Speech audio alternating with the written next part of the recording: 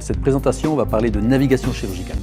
Le projet sur la navigation chirurgicale entre en fait dans le cadre d'un projet plus global qui s'appelle le projet Humerus Clausus, qui consiste à fournir aux chirurgiens des outils pour le diagnostic et le soin des pathologies que l'on va rencontrer au niveau de l'épaule. Ici on retrouve l'humérus et ici on retrouve donc la scapula, ou ce qu'on appelle aussi l'omoplate. On va maintenant parler de navigation chirurgicale, c'est-à-dire suivre cet élément-là avec une seule caméra. Sur la petite animation que vous observez ici, donc je tiens le dispositif, vous voyez qu'on est capable en temps réel de suivre les différents éléments plans qui ont été collés sur un objet de surface un petit peu quelconque. Ici c'est un double dodécaèdre. De la même manière, on va pouvoir associer un repère qui apparaît maintenant avec ces axes rouge, vert, bleu ici. Le gros intérêt de ce dispositif, c'est qu'on est capable de suivre la position du centre de ce repère à partir du moment où au moins deux petits marqueurs carrés sont visibles sur l'image. On est capable d'identifier des déplacements à mieux que le dixième de millimètre sur cet objet, quelle que soit la position de l'objet dans l'espace. Et dans le cas de petits déplacements, on a même des incertitudes qui sont plutôt de l'ordre de quelques centièmes de millimètre. À partir de là, nous allons pouvoir donc utiliser ces différents localisateurs sur différents outils ou différents os, etc.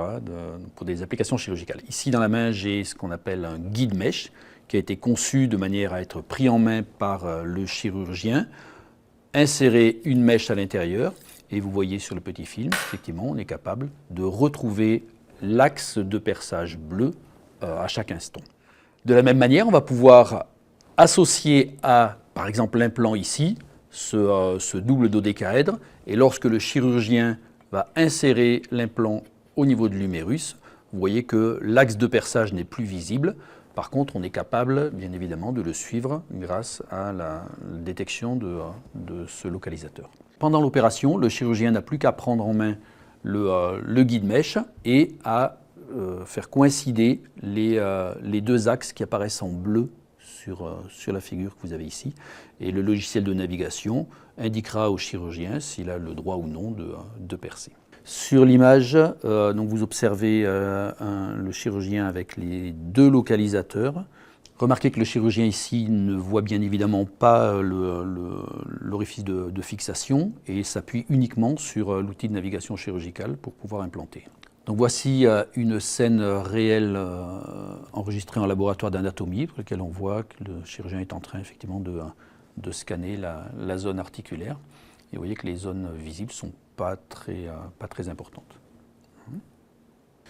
Donc le chirurgien prend simplement en main le guide mèche et suit les indications fournies par le logiciel de manière à nouveau à faire coïncider les axes de visée souhaités et l'axe réel du guide mèche. À partir du moment où les informations sont toutes vertes, il peut procéder au perçage. Ce dispositif de navigation, on l'a utilisé ici pour l'épaule. Bien évidemment, il peut être réadapté pour d'autres types d'articulations ou d'autres types d'opérations.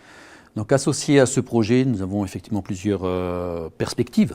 Des perspectives algorithmiques, c'est-à-dire essayer d'améliorer les vitesses de traitement, par exemple par des parallélisations, ou changer un petit peu les motifs du dispositif. Travailler aussi sur des aspects de navigation chirurgicale utilisant des casques de réalité augmentée. Voilà, donc ça c'est tout un ensemble de perspectives à venir.